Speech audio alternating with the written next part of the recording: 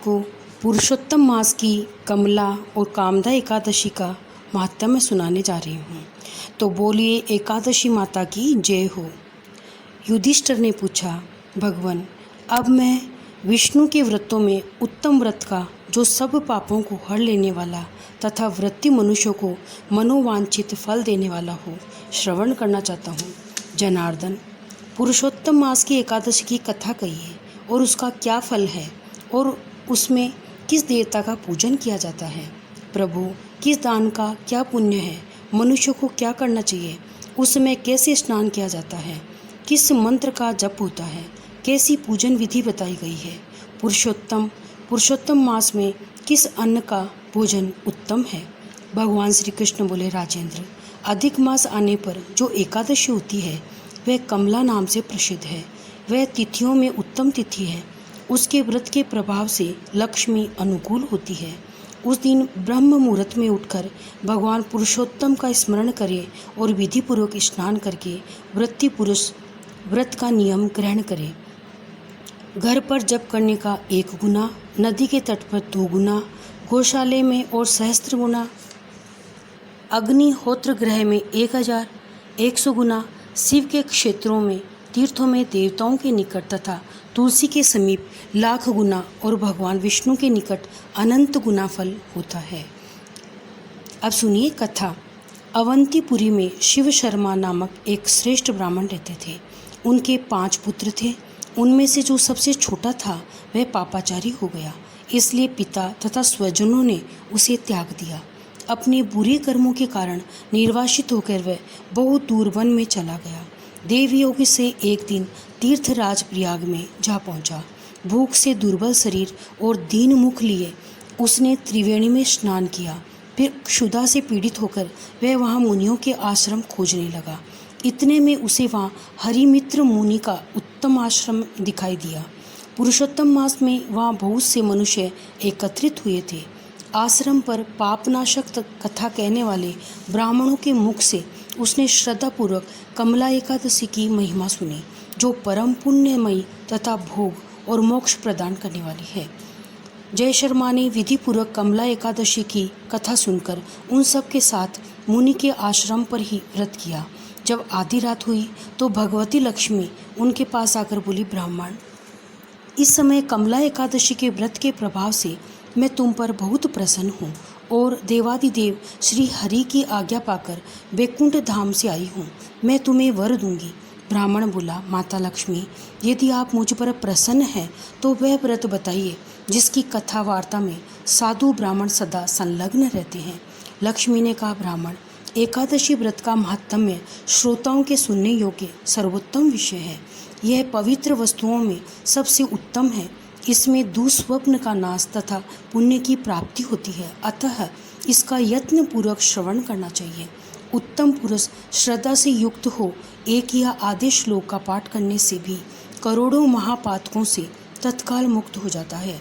जैसे मासों में पुरुषोत्तम मास, पक्षियों में गरुड़ तथा नदियों में गंगा श्रेष्ठ है, उसी प्रकार तिथियों में द्वादशी तिथि उत्तम है।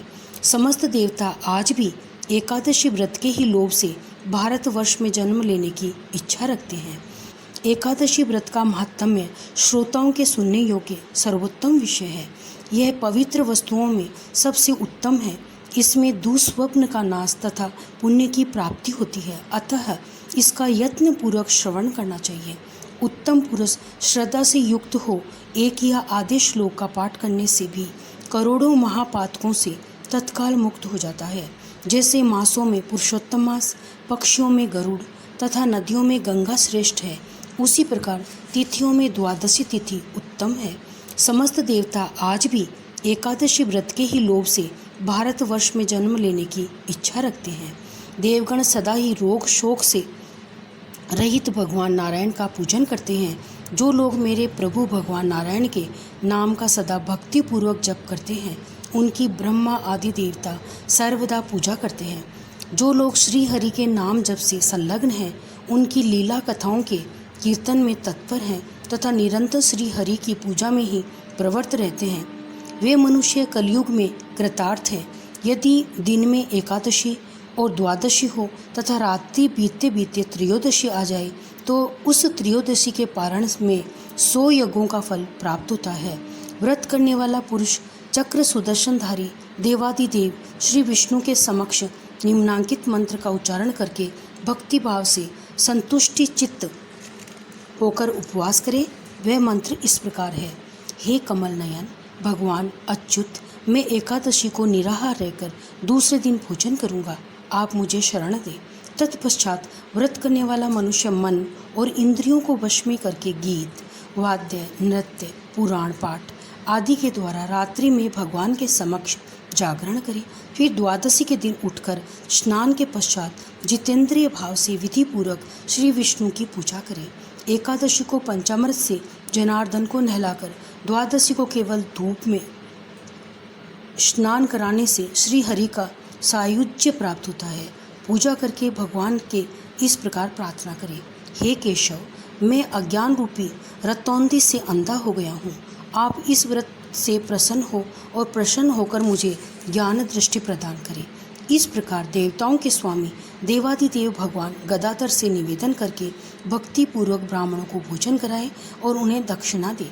इसके बाद भगवान नारायण के शरणागत होकर बलि वैश्वदेव की विधि से पंच महायज्ञों का अनुष्ठान करके स्वयं मौन हो अपने बंधु बांधवों के साथ भोजन करे।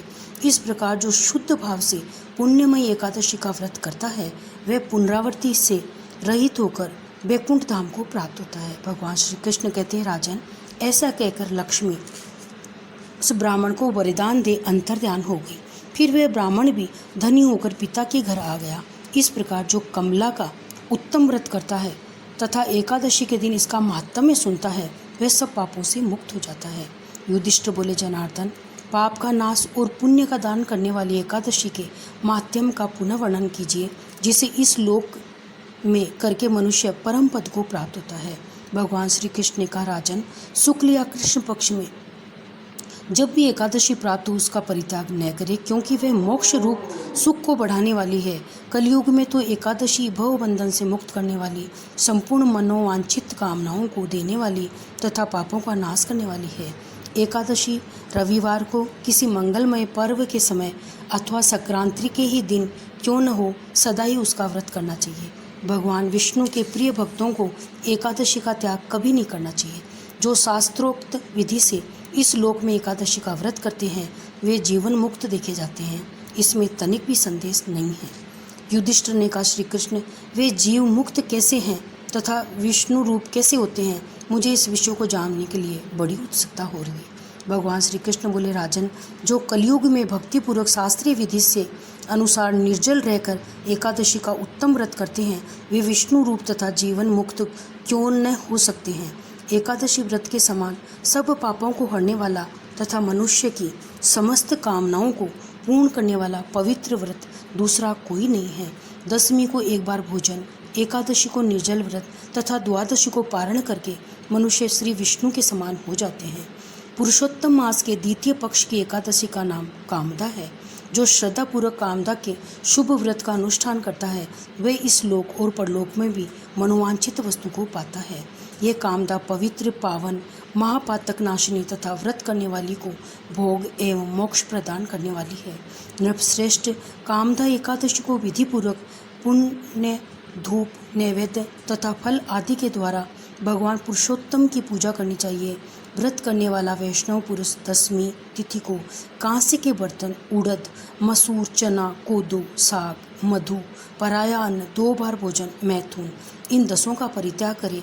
इसी प्रकार एकादशी को जुआ, निद्रा, पान, दातुन, पराई निंदा, चुगली, चोरी, हिंसा, मैथुन, क्रोध, असत्य भाषण, इन 11 दोषों को त्याग दे तथा द्वादशी के दिन कांस का बर्तन, उड़द, मसूर, तेल, असत्य भाषण, व्यायाम, परदेश गमन, 2 बार भोजन, बेल की पीठ पर सवारी, पराया अन्न, साग, इन 12 वस्तुओं का त्याग करे। राजन, जिन्होंने इस विधि से कामदा एकादशी का व्रत किया और रात्रि में जागरण करके श्री पुरुषोत्तम की पूजा की है वे सब पापों से मुक्त होकर परम गति को प्राप्त होते हैं। इसके पढ़ने और सुनने से सहस्त्र गोदान का फल प्राप्त है। बोले कृष्ण भगवान की जय, विष्णु भगवान की जय।